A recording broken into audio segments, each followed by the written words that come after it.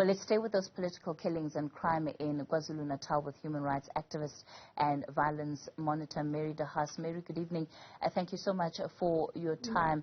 The issue of KwaZulu-Natal and violence is perhaps becoming yet again pronounced just by the number of politically related killings that we are now seeing, especially as we sort of get into the election cycle. What is it about the socioeconomic factors of that province that makes it so susceptible to these high levels of violence? Look, there are historic factors because we had very high levels of violence in the 80s and the 90s. Kids grew up basically with little regard for human life because they had been damaged for life by what they saw during the violence. There's not been nearly enough assistance to deal with the trauma of those years. That's one thing. The other thing, of course, is we're a very strategic province. You will remember in the early 90s how easy it was to destabilize Gauteng from this province because the atrocities in Gauteng with the shack areas, the trains were orchestrated from this province. Part of the reason for that is the controls. The most powerful long-distance taxi association is based in this province. It operates with impunity, and that's where most of the hitmen are found. Look, you'll also find them, as someone said, security guards by day, hitmen by night. But there's a whole lot of factors here, and there's no political will to deal with it. I mean, for example, since 94, paramilitary training has carried on. It's been reported. Two very conspicuous examples, one in 2006, another in 2008. They were being trained in one case in the area of a notorious warlord chief.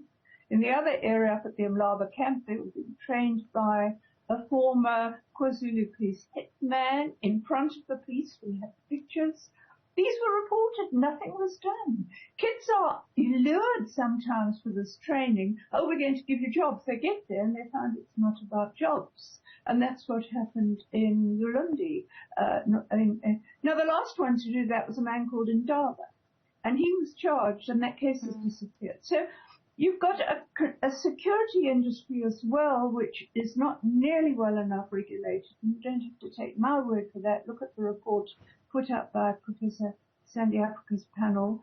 Grave concerns about the number of security companies, the guns that are not properly regulated. So we have it all in this province, I'm afraid, and the complete lack of political will to deal with it.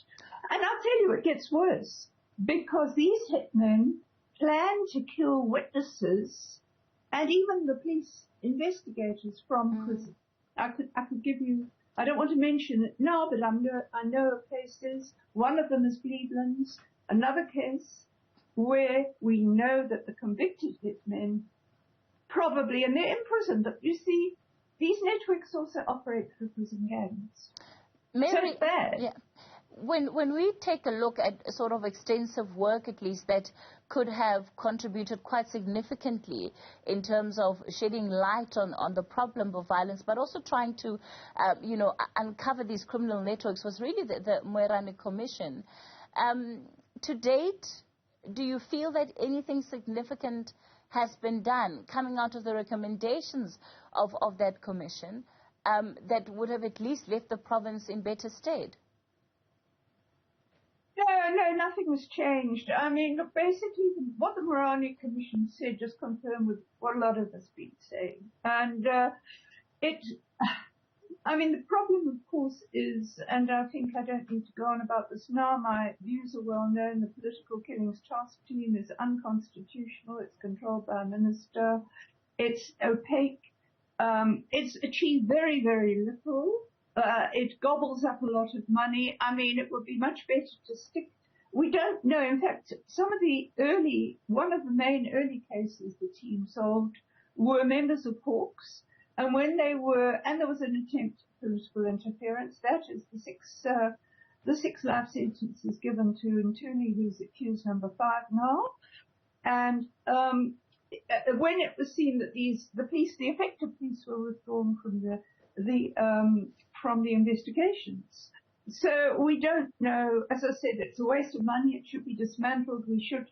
And the other thing about it is it doesn't report to the National Commission. It reports to the Minister. It's grossly unconstitutional. So it's a waste of money, for one thing, and it's not achieving much. Look, the problem gets back to the police, to crime intelligence, which if it were functioning properly in all these different areas, including Nongoma, that the last speaker mentioned, if it was functioning properly, they'd pick up where the hitmen are. Everybody, if you read court cases, whether it's political, whether it's personal, whether it's business, people know where to find a hitman with a gun, but the police don't seem to know. And I also want to point out that these political linked killings, I think we have to be very careful about it, because, you know, the problem is these politicians also have business interests. There's a lot of internal fighting within parties. There will probably be greater inter-party threat as the elections draw near, but we just don't have. It's just not being properly dealt with by the police in terms of crime intelligence, tracing out networks. It all goes back to that. So I am very hesitant about saying, well, all these people need bodyguards. I don't think they do, most of them. I think they should pay for their own bodyguards if they've got business interests and they're fighting with their fellow party members. All right. So we have to look carefully at whether the motive is really political or whether it's about, internal conflicts. And as I said, there are taxi interests, there are security company interests, all sorts of business interests that come with being a councillor or politician. All right. Mary, we'll have to leave it there for tonight. Thanks for your time.